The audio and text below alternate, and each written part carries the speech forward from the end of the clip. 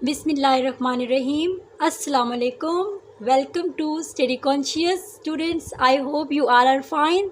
तो आज हम लोग क्लास 9 की केमिस्ट्री का जैसे कि मैंने आपको बहुत सारी सेल्फ असेसमेंट एक्सरसाइज करवा दी थी, तो स्टूडेंट्स ने रिक्वेस्ट की थी कि आप इसके जो एक्सरसाइज है उसके क्वेश्चंस पे वीडियो बनाएं. तो फिर मैं चूँकि फ़र्स्ट चैप्टर से स्टार्ट कर रही हूँ, तो फर्स्ट चैप्टर के हम लोग एक्सरसाइज से मैंने स्टार्ट किया है. तो मैं आपको बताती हूँ कौन से मैंने स्टार्ट किया. अगर हम फर्स्ट चैप्टर पे आ जाए तो यहाँ पे आपको ये दिखने को मिलेगा. क्वेश्चंस यहाँ तक तो ये इजी क्वेश्चंस हैं, आप फाउंड कर सकते हैं इसके बुक के अंदर से. लेकिन उसके बाद यहाँ से न्यूमेरिकल टाइप क्वेश्चन स्टार्ट होते हैं क्वेश्चन नंबर 6 से.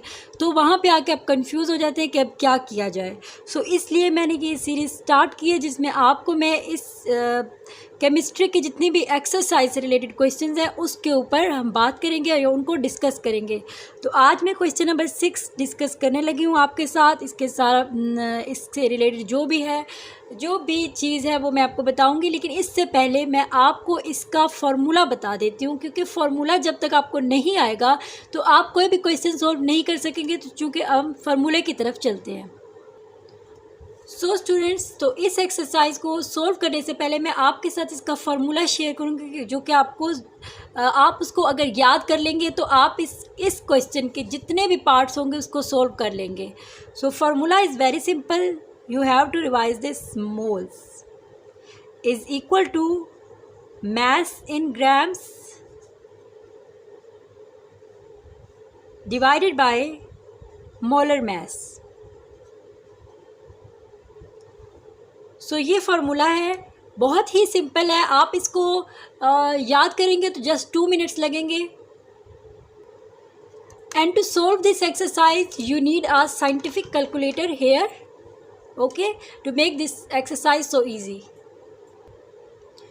So the question here is, calculate the number of moles of each substance in samples with the following masses. आपको यहाँ पे मैसेज दिए गए हैं, आपने क्या करना है उसमें से आपने नंबर ऑफ़ मोल्स को जो है वो कैलकुलेट करना है. ठीक है, आपको यहाँ पे दिए गए मैसेज, आपने इनके नंबर ऑफ़ मोल्स जो है वो जस्ट वो चीज़ आपने कैलकुलेट करनी है इस क्वेश्चन में. And part number 1 is part number A is 2.4 gram of helium. So part number A जो है वो मैंने आपको बता दिया 2.4 ग्राम ऑफ हीलियम.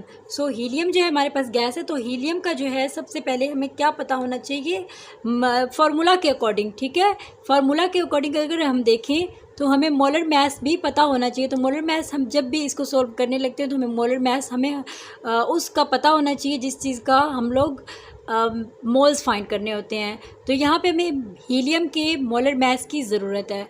तो मोलर मैस हम कहाँ से लेंगे?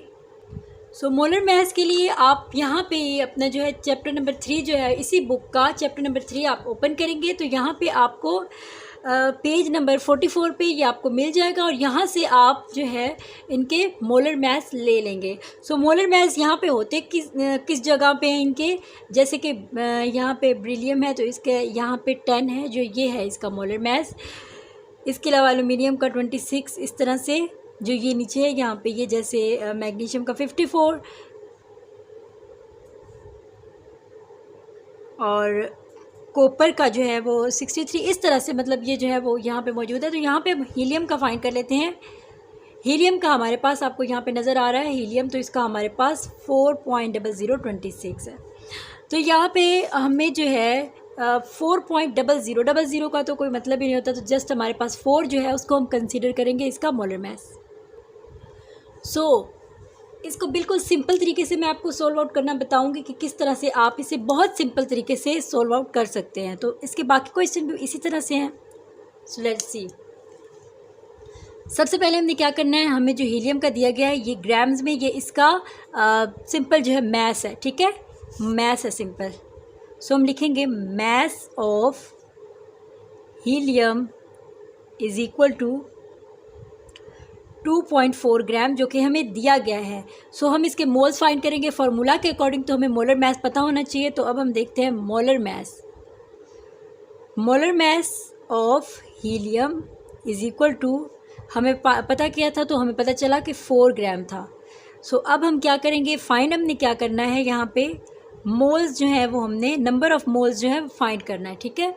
सो अब हम इसके फार्मूला लिखते हैं। अपना फार्मूला हमारे पास क्या था, moles is equal to mass in grams divided by molar mass. So अब हम वैल्यूज़ पुट करेंगे। मोल्स तो चूँकि हमने फाइंड करने हैं और मास इन ग्राम्स हमारे पास कितना है 2.4 ग्राम्स और मोलर मास हमारे पास कितना है 4 ग्राम्स। सो इसको हम डिवाइड करेंगे तो हमारे पास इसका आंसर आ जाएगा। Let's check out from the calculator. 2.4 divided by 4, so the answer is 3/4, so 0.6। 0.6 जो है वो हमारे पास मोल्स आ चुके हैं, ठीक है।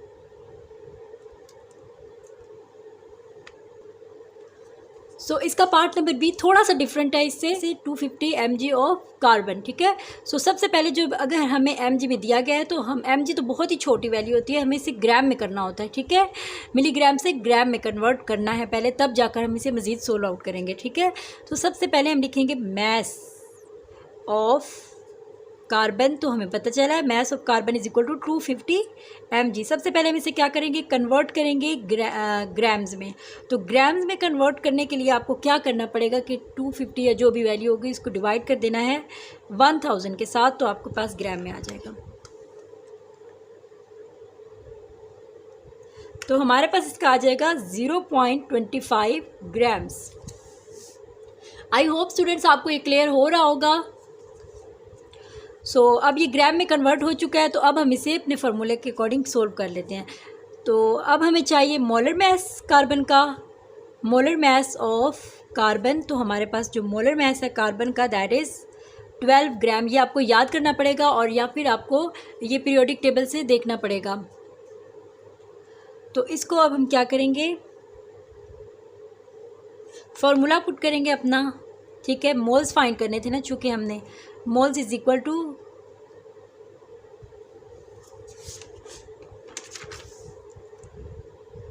मास in grams divided by molar mass. So इसका अब क्या करेंगे, मोल्स हमारे पास हमें फाइंड करने हैं और मास इन ग्राम्स हमारे पास कितना है दैट इज़ 0.25 ग्राम्स और मोलर मास हमारे पास है 12 ग्राम्स। सो इसको हम कैलकुलेटर से सोल्व कर लेते हैं। तो हमारे पास इसका आंसर आएगा 0.02 मोल्स।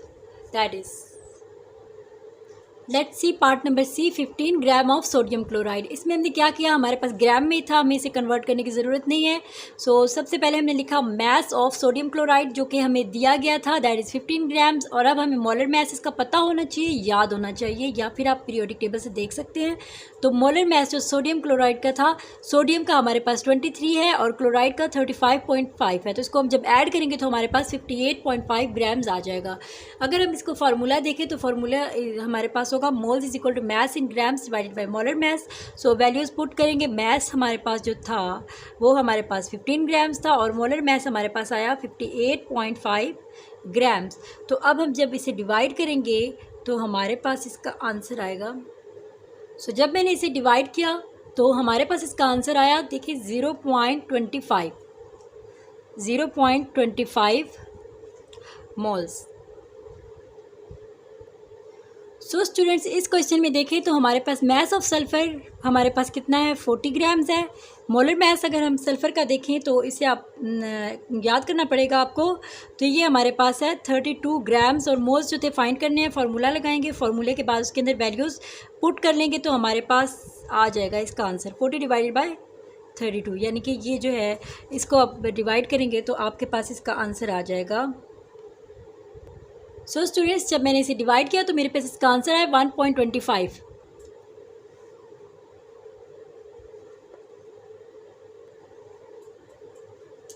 पार्ट नंबर ई जो है वो हमारे पास क्या है। सो स्टूडेंट्स पार्ट नंबर ई जो है वो सबसे डिफरेंट है, पिछले जितने भी क्वेश्चंस थे उन सबसे डिफरेंट है। तो इसको आप देखें, इसका डिफरेंट मेथड है। So 1.5 kg of MgO magnesium oxide. So अब हम क्या करेंगे, हमारे पास kg में है। So you are confuse here what to do here, कि अब हम यहाँ पे क्या करें। तो सबसे पहले आपने इसे यहाँ पे kg से यानी कि ग्राम में करना है, ठीक है। तो ये हमारे पास जो है इसको हम कैसे करेंगे, सबसे पहले हम लिखते हैं mass of magnesium oxide that is 1.5 kg। So kg को जो है हमने ग्राम्स में करना है, ठीक है। सो उसके लिए हमें क्या करना पड़ेगा, 1.5 को मल्टीप्लाई कर देना है 1000 ग्राम्स के साथ। तो आपके पास इसका जो आंसर आएगा वो हमारे पास ग्राम्स में आ जाएगा, 1500 आ जाएगा इसका आंसर, तो वो ग्राम्स में आ जाएगा। अब हम इसका मोलर मास जो कि आपको याद होना चाहिए मैग्नीशियम ऑक्साइड का, मोलर मास हमारे पास कितना होता है, मैग्नीशियम का हमारे पास 24 होता है और ऑक्सीजन का हमारे पास 16 होता है। 24 मैग्नीशियम का और ऑक्सीजन का 16 है, ठीक है। तो इसे हम ऐड करेंगे तो हमारे पास 40 ग्राम्स आ जाएगा। सो अकॉर्डिंग, और मोल्स जो है वो हमने फाइंड करने हैं according to formula mass in grams divided by molar mass। So values put करेंगे इसके अंदर। mass जो था वो हमारे पास कितना था, दैट इज़ 1500 ग्राम्स, और मोलर mass हमारे पास कितना है 40 ग्राम। तो जब हम इसे डिवाइड करेंगे तो हमारे पास इसका आंसर आ जाएगा। सो ये देखें, मैंने इसे डिवाइड किया, 1500 को डिवाइड किया 40 के साथ, तो हमारे पास इसका आंसर आया 37.5 मोल्स। तो ये हमारे पास इसका आंसर आ गया है। MOL से इसे रिप्रेजेंट करते हैं। स्टूडेंट्स, आई होप ये आपको इस एक्सरसाइज का ये क्वेश्चन अच्छे तरीके से क्लियर हो गया होगा। अगर आपका इससे रिलेटेड कोई क्वेश्चन है तो आप कमेंट्स में कर सकते हैं। तो इंशाल्लाह नेक्स्ट वीडियो पे मैं इसका नेक्स्ट पार्ट करूँगी। चैनल को सब्सक्राइब कर दें। मिलते हैं नई वीडियो में। मुझे अपनी दुआओं में याद रखिएगा। अल्लाह हाफिज़।